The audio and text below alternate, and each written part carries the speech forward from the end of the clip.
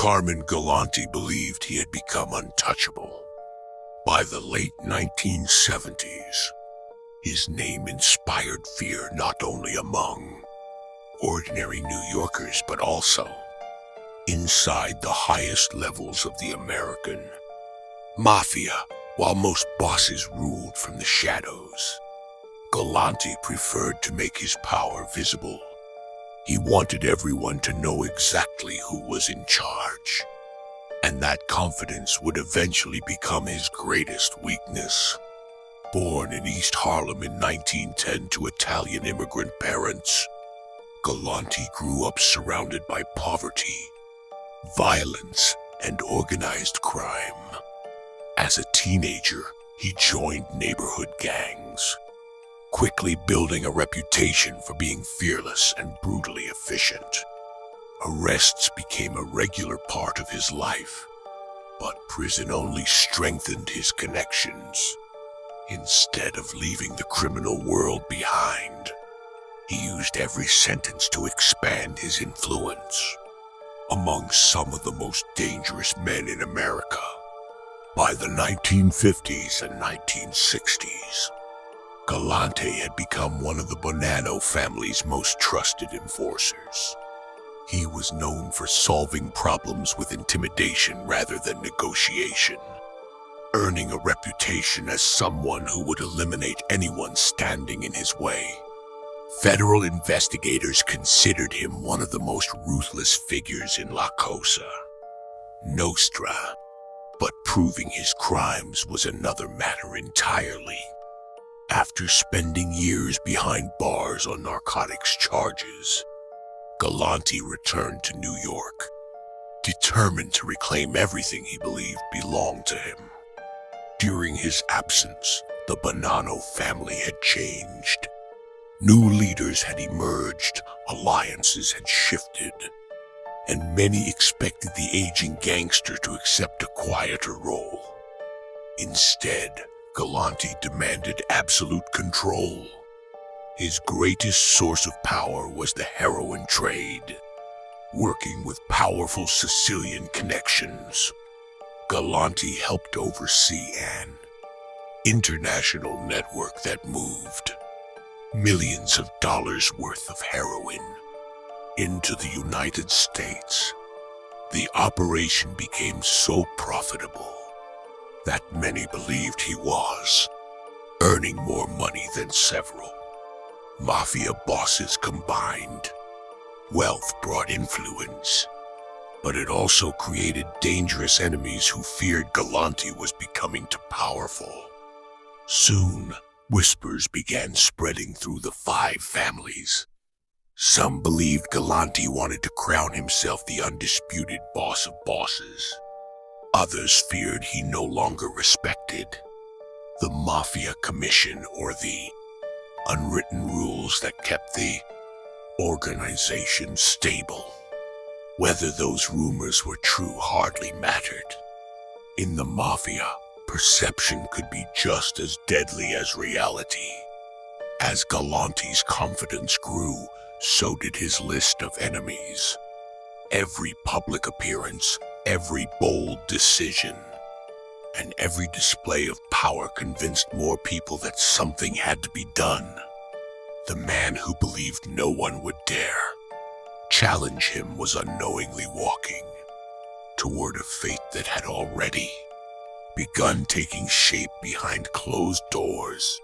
On July 12, 1979, Carmine Galante walked into Joe and Mary's Italiana American restaurant in Brooklyn as if it were just another ordinary afternoon. The weather was warm, the streets were calm, and nothing about the moment suggested that one of the most powerful men in the American Mafia was about to be executed in broad daylight. He sat at his usual table in the backyard patio, wearing his signature calm expression and a cigar firmly placed between his fingers. To him, danger was something that happened to other people. Galante was not alone, but the presence of his bodyguards was strangely inconsistent that day. Some were absent, Others were positioned in ways that later raised serious questions. In a world where survival depended on constant vigilance, this gap in protection would prove fatal. Witnesses would later recall that the atmosphere felt too relaxed, almost staged, as if something had already been decided before he even arrived. Shortly before 2:45 p.m., 3 armed men entered the restaurant through the kitchen area. They moved with confidence, showing no hesitation, as though they knew exactly where to go and when to act. The first shots echoed across the patio in a sudden burst of violence that shattered the calm afternoon. Galante had only seconds to react, but there was no escape route, no warning, and no chance to fight back. Bullets struck with brutal precision. Galante was hit multiple times in the face and chest, collapsing backward as his cigar fell to the ground. The attack was so fast and controlled that nearby diners initially froze, unable to process what they were witnessing. Within moments, the shooters approached to ensure the job was finished, leaving no doubt about the message behind the killing. What made the assassination even more disturbing was what happened before and after the attack. Several of Galante's trusted men were reportedly not present or failed to respond in time, fueling speculation that betrayal had come from within his own circle. In the Mafia, absence at the wrong moment was often more telling than presence. The gunmen disappeared through the same path they entered, vanishing into Brooklyn's streets without a trace. No immediate arrests were made, and by the time law enforcement arrived, Carmine Galante was already dead, his body still lying in the courtyard where he had eaten his final meal. News of the assassination spread rapidly through New York's criminal underworld. Shock quickly turned into calculation as rival families began to understand what the killing meant. This was not a random act of violence. It was a message precise, coordinated, and sanctioned at a level far above street warfare. But the most unsettling question remained unanswered. If such a powerful boss could be taken out so easily, who had the authority and the access to make it happen? In the days following Carmine Galante's assassination, the streets of New York's underworld were filled with rumors, silence, and calculated fear. No one spoke openly, but everyone understood that a message had been delivered with absolute clarity. A man who once seemed untouchable had been eliminated in broad daylight. And the question now was not who did it, but who had been allowed to do it.